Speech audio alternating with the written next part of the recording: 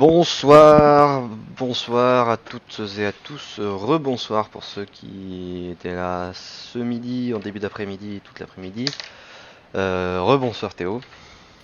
Bonsoir Nathan, bonsoir à tous. Donc continuité des lancements aujourd'hui. On a appris qu'il y avait un live pour Proton, donc on s'est dit qu'on allait vous présenter aussi. C'est une fusée un peu qu'on n'a pas beaucoup l'occasion de voir Hmm.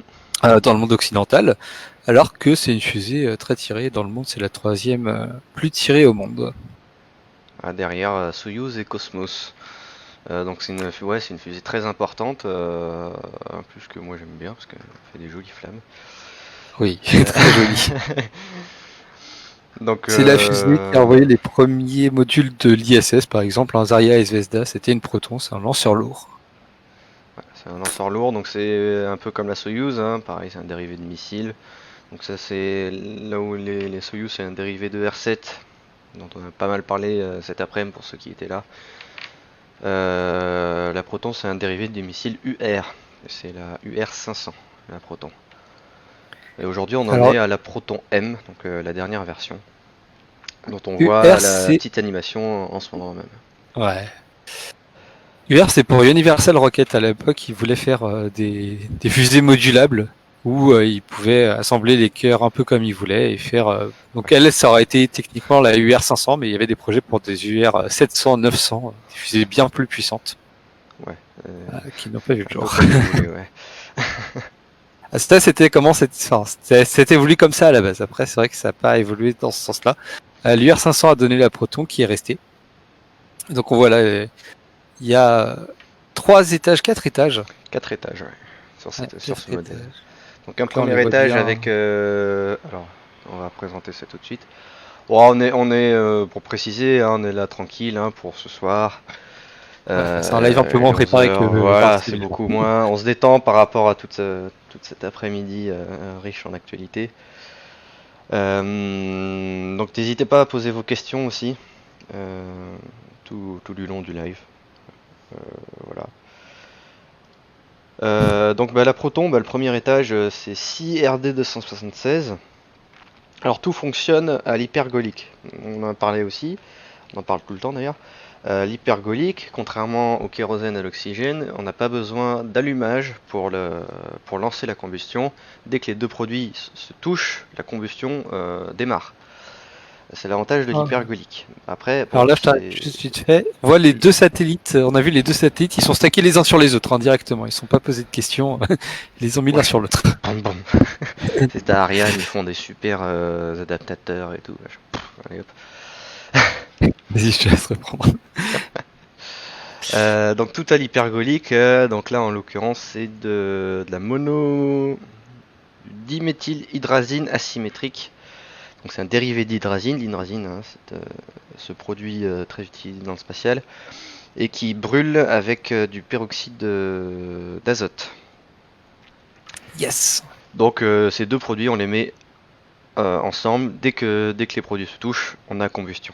Sans système d'allumage. Donc tout fonctionne avec ça, donc c'est très toxique, mais ça fait de très belles flammes. On verra ça lors du lancement.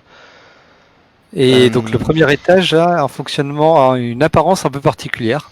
En fait, d'apparence, on dirait que c'est un cœur un corps central avec 6 boosters. Et en fait, les 6 boosters, ce sont grosso modo le réservoir central, c'est juste l'oxydant, hein, le carburant par exemple. Et ce qu'il y a sur les côtés, ce qu'on pense être des boosters, ce sont les réservoirs de comburant. Tout simplement parce que c'était trop gros sinon pour être transporté d'un seul tenant, soit trop long, soit trop gros. Du coup, ils ont choisi une architecture qui est un peu particulière. Je sais pas si tu as des photos. Non, j'ai pas de photo, mais de toute façon on a bien vu sur l'animation, hein, donc il Ouais. y a ces 6 boosters caractéristiques, vraiment assemblés comme des blocs latéraux, mais qui n'en sont pas. C'est vraiment un seul étage en entier, à la manière d'une Falcon 9 par exemple, avec plusieurs petits moteurs en cercle. Donc ça c'est pour le premier étage. Donc c'est un lanceur lourd, hein, ça libère 10 méganewtons, plus de 10 méganewtons de poussée. Un peu comme l'Atlas d'ailleurs de Persévérance. C'était l'ordre de grandeur de la poussée de cette version-là. C'était aussi aussi 10 méganewtons. Voilà, avec forcément avec les boosters, ça envoie. Le second étage, là on rentre dans la complexité, propre soviétique. Il y a 3 RD 0210. Alors ils sont disposés en carré. Il y en a 3, c'est des RD 0210 et il y en a un, c'est un RD 0211. Le 0211 a une particularité, c'est que il a un échangeur de chaleur. Alors, merde, j'avais. Alors les orbites, là, tant que je les ai sous les yeux, l'orbite sera assez particulière, entre 39 000 km pour l'apogée, 1000 km pour le périgée, et incliné à 62 degrés. Ça fait penser un peu aux orbites Molniya. Je sais pas si c'est si ça en est. Oui, le Proton est un missile balistique à la base, conçu pour transporter la Tsar Bombe A. Donc la Tsar Bomba, pour, la plus grosse bombe H du monde. Donc ouais, c'est un lanceur lourd quoi. c'est le spatial, hein. C'est souvent ça, Oui, bah, c'est né comme ça. Hein. c'est à la base. Mais bon, voilà, maintenant, ce qui est bien, c'est que Proton a permis de construire l'ISS avec la navette, que maintenant il est utilisé pour des satellites. Enfin, ça, c'est l'avantage, c'est que ça évolue dans le bon sens. Et alors donc RD, attends, c'est quoi? Le RD 210 et 211, 0210 et 0211. Oui, voilà, c'est ça. Ils ont 326 secondes d'ISP, donc l'ISP c'est l'impulsion spécifique, c'est l'efficacité du moteur, et il le pousse à 580 kN. Donc les moteurs principaux c'était 1750 kN. Là par moteur on est 3 fois moins puissant, et en plus il n'y en a que 4, donc c'est c'est beaucoup moins puissant, c'est 2 méganewtons au total pour l'étage au lieu de 10,5. Donc on change d'échelle. Le troisième étage, on a deux moteurs, pareil, deux moteurs différents mais qui fonctionnent ensemble. Le RD0213 et le RD0214. Donc le 0213, c'est la même chose que le 0210 du deuxième étage, mais il est plus optimisé pour le vide et il n'a pas la poussée vectorielle, c'est-à-dire la tuyère du moteur ne peut pas s'orienter pour corriger l'attitude. On l'avait bien vu. Ouais, on l'avait bien vu tout à l'heure. Ouais. Sur Atlas, le moteur, juste après son allumage, il a bougé pour réorienter le second étage. Ça se voyait très bien. Donc là, il l'a pas. Normalement, ils l'ont. Enfin, beaucoup d'étages l'ont, mais quand ils l'ont pas, ils ont des petits moteurs vernis, comme la Soyuz d'ailleurs. Des petits moteurs vernis, c'est des petits moteurs à côté pour contrôler la trajectoire. Et enfin, la version qui va voler ce soir, elle a un quatrième étage, qui est l'étage Brits M. Alors c'est là que je vous avais montré la photo tout à l'heure. Voilà le schéma. Le petit schéma qui est là. Donc c'est un dernier étage. C'est un, comment dire, c'est en anglais c'est un TUG, mais TUG. Il n'y a pas de H. C'est pour remorquer, non? Ouais, c'est un dernier étage, un petit remorqueur dernier étage, quoi, pour finaliser les orbites, quoi. Ouais, un petit dernier Vraiment étage. le dernier petit push. Voilà, avec un petit moteur, avec une architecture assez particulière d'ailleurs.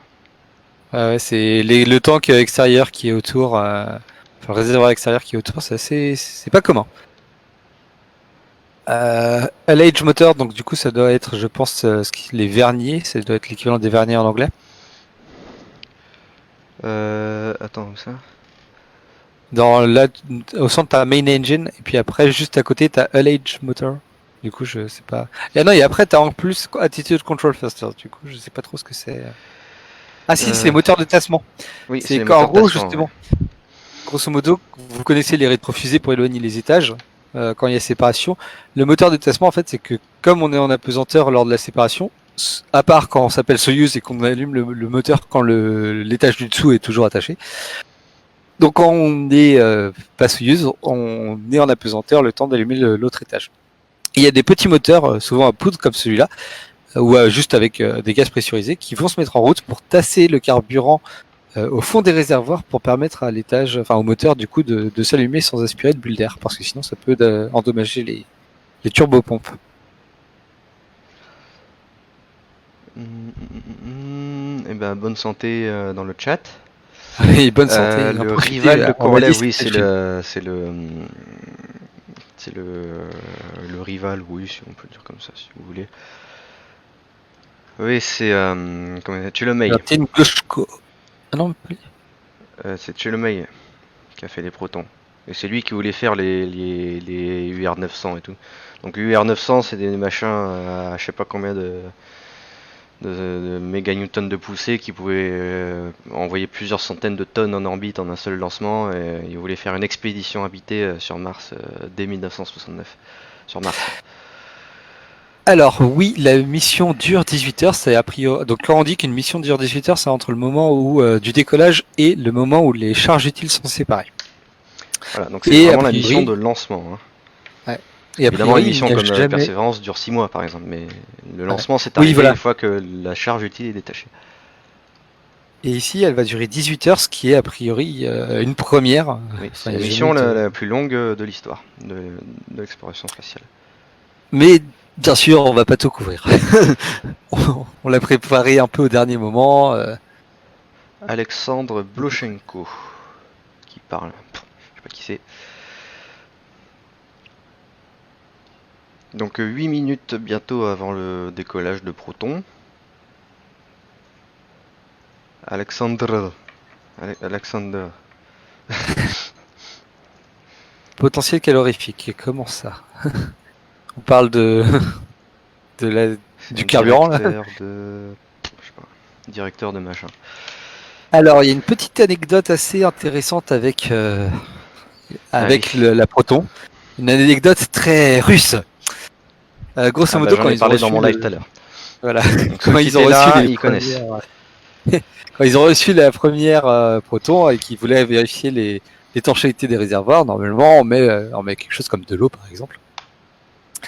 On met un liquide, bref, qu'on a pour vérifier que ça fuit pas, quoi. Alors, d'ailleurs, il y a eu des tests récemment avec destruction volontaire sur la SLS, mais l'idée c'est ça, c'est que on voit jusqu'à où ça lâche, ou alors si on veut pas le faire destructif, on vérifie juste qu'il n'y a pas de fuite. Et sauf qu'en Russie, en hiver, il fait moins 30, moins 40. Du coup, qu'est-ce qu'ils ont fait? Ils ont pris de l'alcool à 40 degrés, enfin de la vodka, et je sais plus combien de milliers de litres de vodka qu'ils ont mis dans la Proton. Donc voilà, la Proton est également la plus grosse bouteille de vodka au monde. Ah bah c'est pas ça l'anecdote. Alors, Ah. je vais raconter. Je ne sais pas dans ce cas laquelle. J'ai raconté quand la fusée s'est retournée vers le sol. Mais je sais plus si c'était la Proton ou la Soyuz. C'est une Proton, C'était la Proton alors aussi. Voilà. Donc là, c'était le dernier crash en 2015. Le c'est ce que dernier j'avais crash de raconté. Proton. L'ordinateur de bord a été réglé à l'envers, je sais pas. Non, c'était l'accéléromètre. En fait, Ouais, l'accéléromètre. Les accéléromètres, il y avait des petits indicateurs sur l'accéléromètre et des petits indicateurs sur la fusée pour indiquer comment les mettre, mais enfin, a priori, c'était pas très clair. Et avec forçant un peu, donc en étant un peu russe, on peut le monter à l'envers.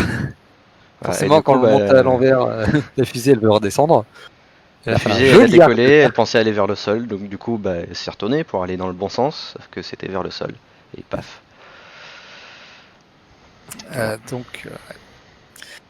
Notez qu'au départ, il y avait je ne sais plus quel responsable qui était pas chaud pour la Proton parce qu'à cause des carburants toxiques, donc cancérigènes, hein, ça s'évapore très vite, mais voilà, c'est assez cancérigène. C'est un peu le problème d'ailleurs pour les étages qui retombent en Chine. Ouais. Et du coup, grosso modo, ils ont dit mais non, elle est ultra fiable, il y aura jamais d'accident. Un peu la surestimation qu'il y avait eu pour la navette également. Bref, la confiance en soi est un peu trop grande et du coup, depuis la Proton, c'est 416 lancements mais 47 échecs. Donc on n'est pas sur un ratio très bon, même si sur les dernières années, depuis 2015, il y a eu zéro crash. Il y a une super maquette de Proton, lui. Ouais, non mais il y en a qui ont de la chance. Et ah oui, est-ce qu'on peut traduire le russe? Non, on ne parle pas russe. Je lis le russe, non, je parle pas du tout. C'est tout. Donc désolé, vous n'aurez pas de traduction du russe. On s'est dit ouais, c'est sympa d'avoir un live russe sur une fusée qu'on voit pas souvent, mais bon malheureusement c'est pas en anglais. On peut pas faire grand chose pour vous pour ce coup-là. On est aussi paumé que vous. Ah bah je peux vous mettre les Заложили voix. это в программу «Сфера». Многоспутниковая il parle de группировка интернета вещей из 264 Comment ça, la Terre est аппаратов sphérique под названием «Марафон», Il y a un она programme будет sphère. способна предоставлять Oui, c'est vrai, услуги c'est vrai. по Il Je parle de connais ça. pas très bien. людей. Каким Ah образом? oui. Мы в состоянии создать Il y a eu une носимые petite vue датчики, de Proton sur небольшие, son plat de tir. которые Donc не будут требовать зарядки на enfin si je me практически rappelle bien, весь свой les срок службы, températures de, которые могут быть enfin pour que ce интегрированы soit в liquide какие-то pour гаджеты. les carburants et То есть comburants, donc куртки, l'hydrazine, В одежду браслеты, просто вшивать, да? Или в C'est- рюкзаки. c'est Ну, nitrogen аналог. tetroxide, peroxyde d'azote. C'est des températures ambiantes, donc c'est normal qu'on ne voit pas de givre sur la fusée, contrairement à Atlas. Ouais, il dit nous on a fait ça, nous on a fait ça, machin. Bonjour, bonsoir Tata, avant qu'elle râle.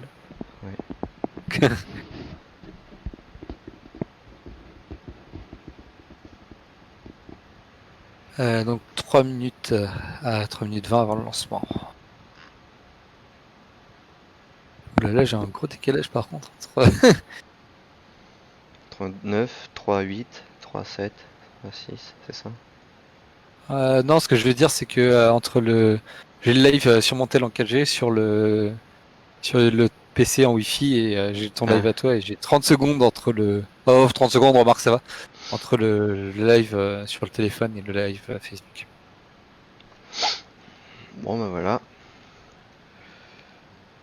Il y a personne qui vient de Russie pour nous traduire en russe. Parce que je vois qu'ils sont en train de discuter d'où ils viennent. Non mais tu sais, c'est Si comme jamais, la NASA, ils disent ce qu'ils ont fait, machin, nous on a fait ça, nous on a Ouais. fait ci. C'est de la politique quoi, c'est d'accord. Donc oui, la coiffe en noir, c'est assez inhabituel. Alors par contre, ce qu'on voit, c'est entre le premier et le second étage, il y a les fameuses grilles. Donc je suppose que le second étage démarre à la Soyuz, c'est-à-dire qu'il s'allume pendant Oui. qu'il y a l'étage du dessous qui est encore allumé. Ouais, tout à Et fait. ça servent à ça, hein, ces grilles qu'on voit entre étages. C'est aussi sur les fusées chinoises. Donc c'est sur les Soyuz, c'est là que ça apparaît en premier, je crois. Ça permet justement, comme j'ai dit, de se passer de moteur de tassement. Comme le moteur de l'étage du dessous, il est toujours en train de pousser, les ergols sont plaqués au fond des réservoirs. Et bientôt 2 minutes. Alors oui, concernant l'actualité, donc il y a eu une petite frayeur avec Persévérance, mais rien de En gros, rien de bien grave. Il y a eu un petit coup de chaud, du coup il s'est mis en mode de sécurité quoi. Donc il y a juste à le relancer, il y a rien de ouais, voilà. voilà, il y a rien de. Vous avez vu tous les médias hurler au buzz, mais Enfin voilà, c'est Y a pas rien à nominal, mais c'est pas pour autant qu'on doit penser qu'il est perdu, quoi. Voilà. Début d'une nouvelle ère pour nous. Pas spécialement. quoi.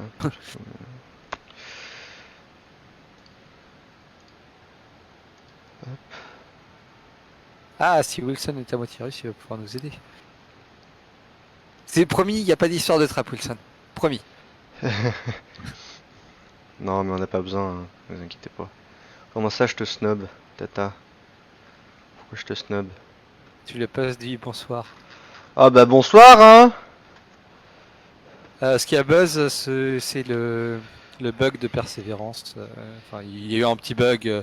Allez, 30 Il y a eu secondes. une anomalie de température. Ouais, du coup, on va se concentrer Réalisation sur le programme. décollage. Теперь просто смотрим. Avec des flammes très transparentes, comme vous allez le voir.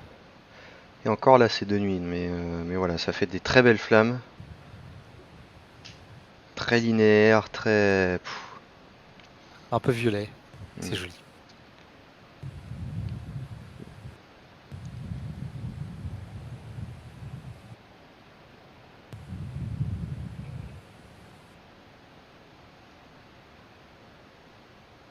Et le lancement. Et voilà. Les lancements de nuit, ça en gêne. C'est toujours très beau. Regardez la linéarité des flammes.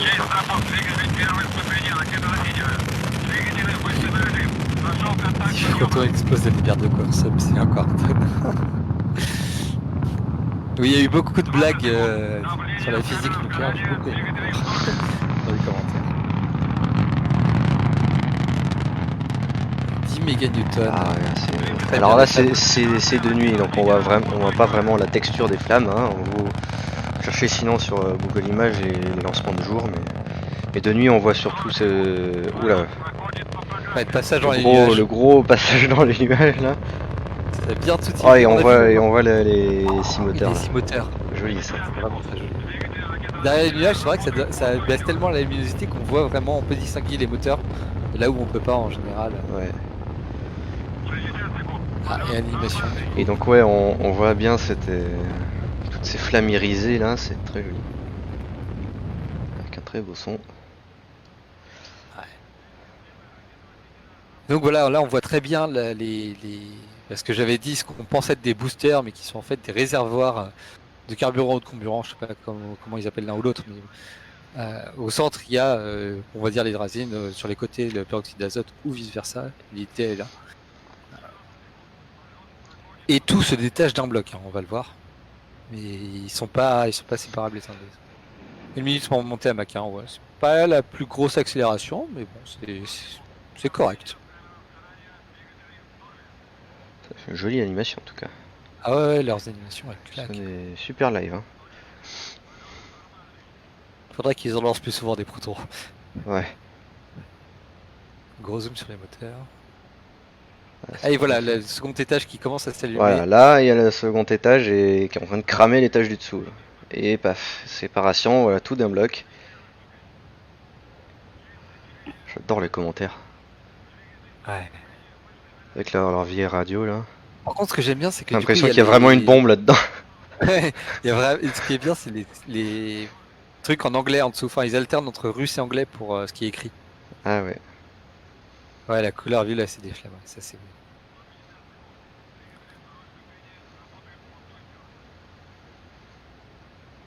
Donc là, on voit bien Puis on a qu'il y a toujours ce 4 moteurs. son quoi. Ouais. Oh là là, qui régale. Tout ça, je pense qu'il leur passe en boucle, mais c'est pas grave. Ouais, ça donne une ambiance avec le missile intercontinental comme ça.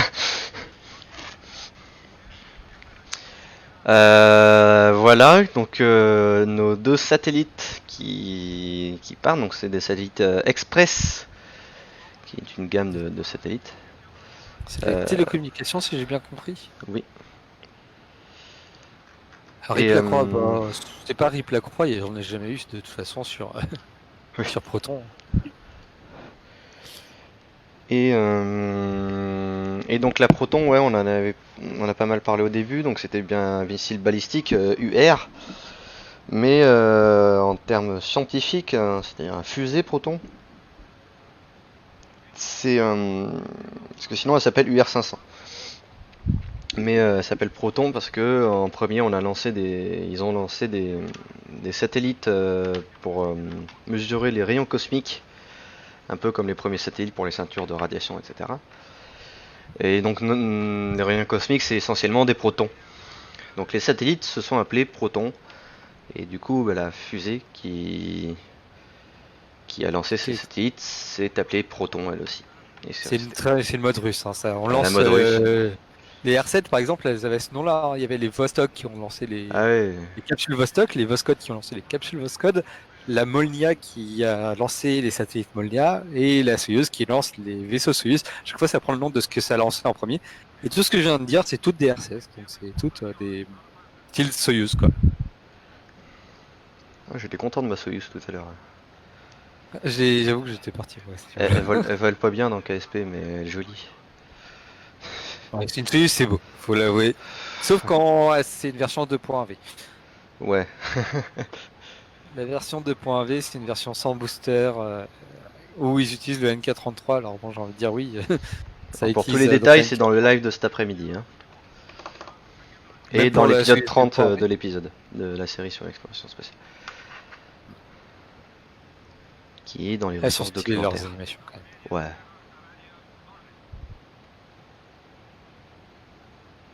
On va avoir après la séparation du second étage et la séparation de la coiffe dans moins d'une minute maintenant.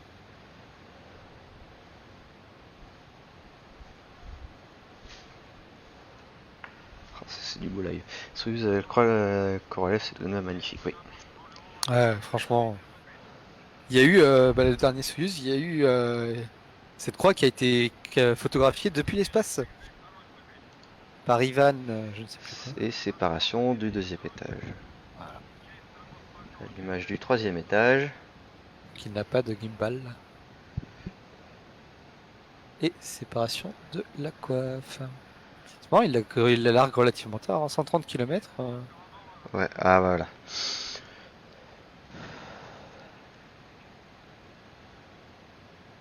Alors, il a comme le point commun entre les protons et les longues marches, les fusées chinoises, à part le fait qu'ils utilisent de carburant hypergolique, c'est que les étages atterrissent sur Terre. Ouais. Les protons, ça pose pas trop de problèmes dans le sens où c'est la toundra, enfin grosso modo c'est vide, il n'y a personne, et ils vont récupérer les étages après. On a d'ailleurs des photos de Soyuz qui se font récupérer. Par contre, en Chine, ça tombe sur des villages assez régulièrement. Ivan Wagner, merci Sandrine. Ah oui, celui qui a pris en Pour photo. la photographie de. Ouais.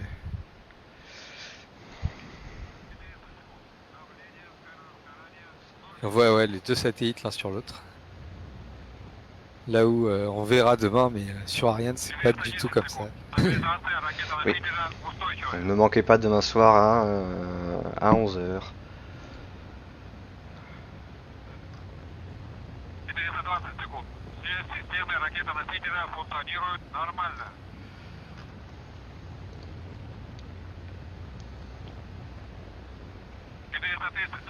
Tiens, je vais te passer.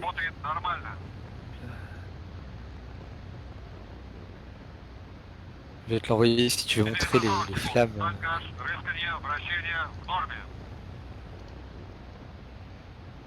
C'est pas le lancement de cette nuit, mais c'est un lancement un peu plus.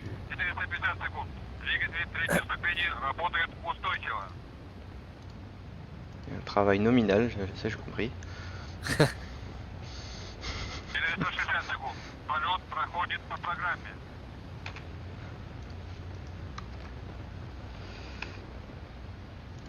Donc la poussée est nominale, c'est ça que ça veut dire.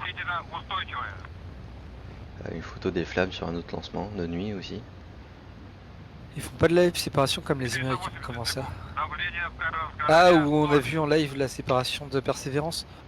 Bah, je sais pas, ce sera dans 18h. Du coup, on sera plus là pour en parler. Alors ouais, restez un petit peu après le live, une petite surprise, hein, pas grand chose. Mais... Pas de dégâts lors des chutes des éléments sur Terre. Justement, c'est ce qu'on parlait. C'est que... s'abîme, quoi. Ouais, oui, ça s'abîme. Si ça tombe dans la toundra, non, ça fait pas de dégâts. En Chine, les lanceurs chinois qui retombent sur les villages, oui, ça fait des dégâts. Et grosso modo, là, ce qu'ils font, c'est ça tombe dans la toundra et puis après, ils vont les récupérer. Ils lancent une expédition pour aller identifier les endroits où sont tombés les étages et ils les récupèrent, ils les enlèvent. Dans un sens, c'est même les plus clean, on va dire, à ce niveau-là, parce que tous leurs étages, ils les récupèrent et ça tombe pas dans le coin. Alors le satellite n'a pas encore atteint le côté éclairé de la Terre, parce que la nuit on est au début de la nuit, donc là il y a toute la nuit à traverser, et on n'est pas en orbite encore. Voilà, il n'a pas une vitesse orbitale. Quoique bientôt, hein, 24 000 km/h là. Oui. Et même si on était en orbite, il faut encore quelques dizaines de minutes avant de passer de l'autre côté. Hein. On est au début de la nuit quand même. Ah ouais, c'est une orbite complète, c'est 90 minutes en orbite basse. Donc c'est au moins 45 minutes dans la nuit. Enfin, un peu moins vu qu'on est en altitude, c'est 40 minutes dans la nuit. Donc on en aura pour un petit moment avant de danger. Et arrêt du troisième étage. Donc là, c'est le fameux quatrième. J'ai oublié le nom. Brise. Brise. Ah oui, on a vu les petites rétrofusées lors de la séparation.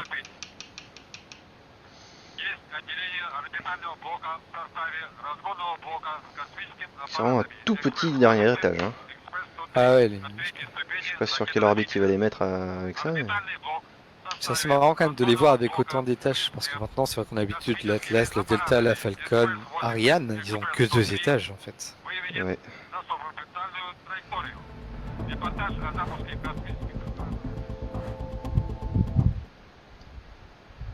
Voilà, du coup, il passe à autre chose. Il va y avoir une phase d'attente, je suppose. Oui, bah là c'est en orbite. C'est vrai que j'ai du mal à voir sur quelle orbite il va aller avec un tout petit étage comme ça. Une fusée Alors, aussi énorme qui finit aussi petite. de ce que j'ai vu, du coup, l'orbite visée, c'était 36 000 par 1000 et 60 degrés d'inclinaison. Et du coup, ouais, avec un petit étage comme ça. Ou alors, ils vont peut-être. Enfin, c'est juste un boost et ils vont faire terminer eux-mêmes, je pense que c'est vite. Ouais, peut-être. Oui, mais Ah, non, parce que sinon ça ne durerait pas 18 heures. Ouais, du coup, je ne sais pas. Vous avez un gros pavé, hein. J'ai pas lu. Du coup, tu voulais montrer quelque chose, je crois. Ah oui, attends. Hop.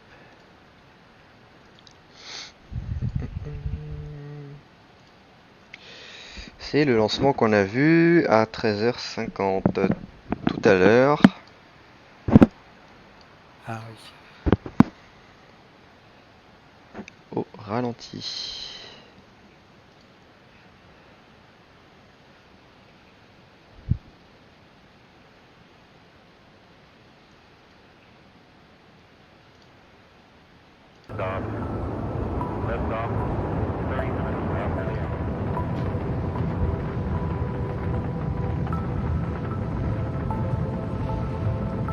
Voilà, en replay, le décollage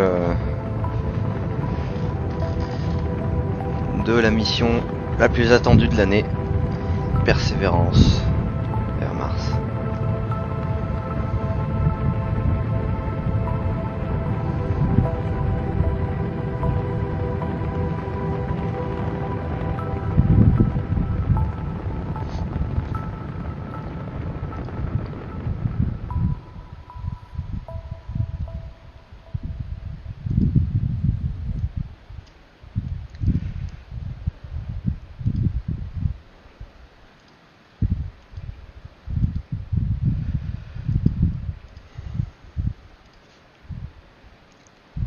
Voilà.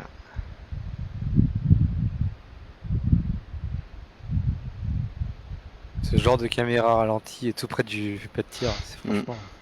D'ailleurs, on a vu un truc assez particulier, c'est les jets d'eau. Alors, normalement, ils sont juste sous la fusée. Là, ils sont aussi au bout du Carnot, ce qu'on appelle le Carnot. Sur les fusées russes, en général, il n'y en a pas parce que, bah, pareil, toujours le même problème que l'hiver, ça gèle. Donc, du coup, ils creusent une fosse très grande en dessous des fusées pour divertir, enfin, pour dire ça, pour dévier les gaz. Je fais des anglicismes, moi.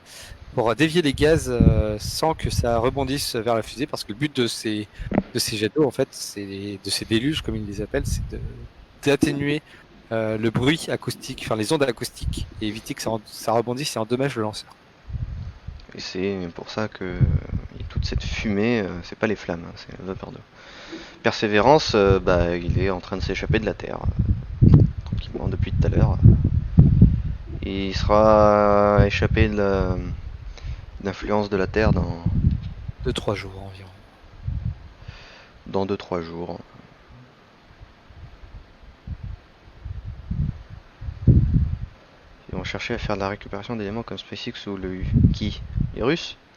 Les Russes, ouais, ils ont des projets un peu. Bah, pour l'instant, il n'y a que SpaceX qui le fait vraiment. Il y a United Launch Alliance, le live fini.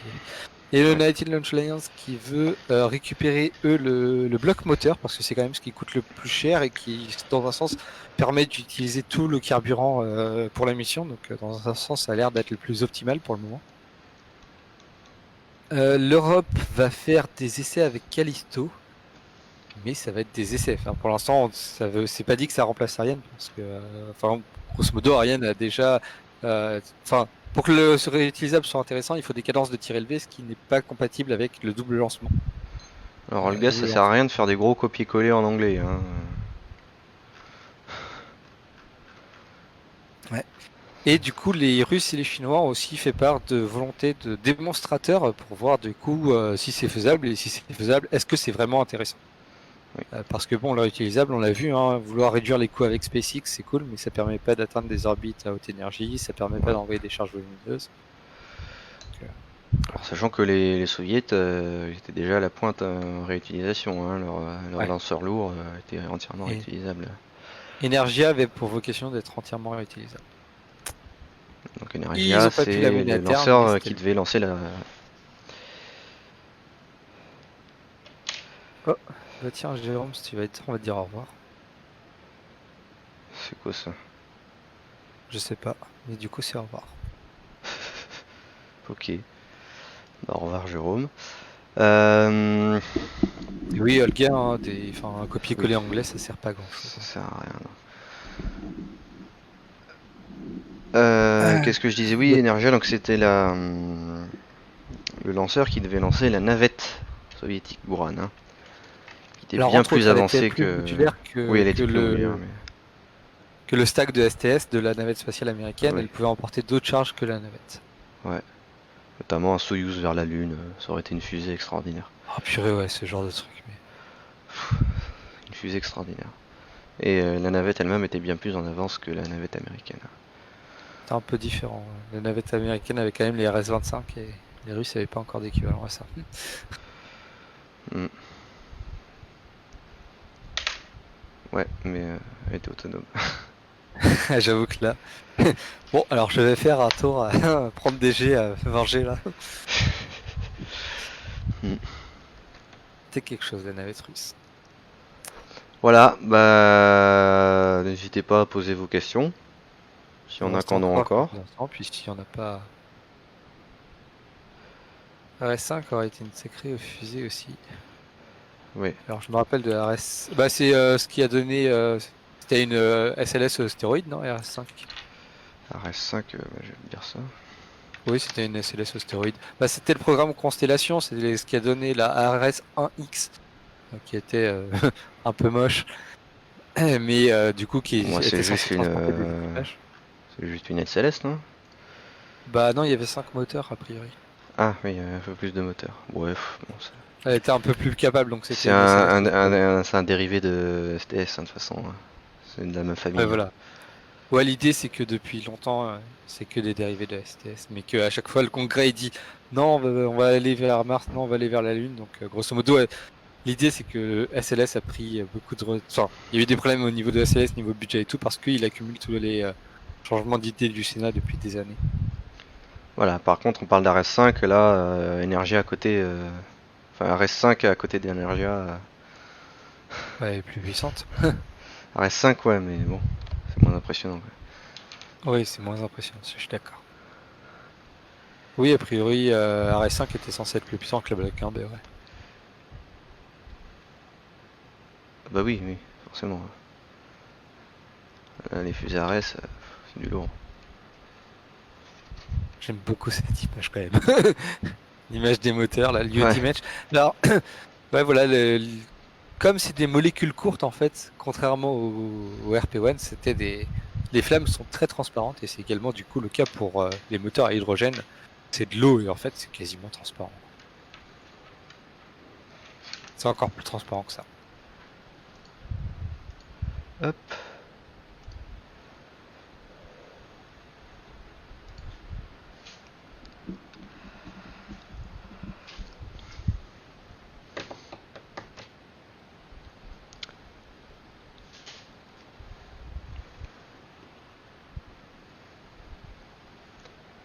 C'est quoi les hypergols du coup sur Proton? Oui, alors l'UDMH c'est l'hydrazine, hein. Le Ah, H dans c'est une UDMH version ça veut dire hydrazine. Et donc l'hydrazine c'est le carburant. Et le comburant c'est le peroxyde d'azote. Alors ergol c'est le terme générique pour mettre carburant et comburant ensemble, hein. Hypergol ça veut pas dire grand chose. Enfin, voilà. Et Bah à demain Romain. Du coup. voilà, à demain pour Ariane 5, donc à 23h. Hein. Et puis voilà. Mm.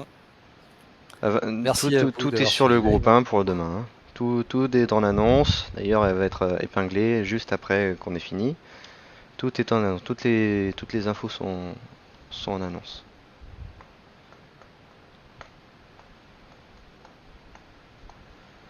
Voilà. Bon voilà, petit live.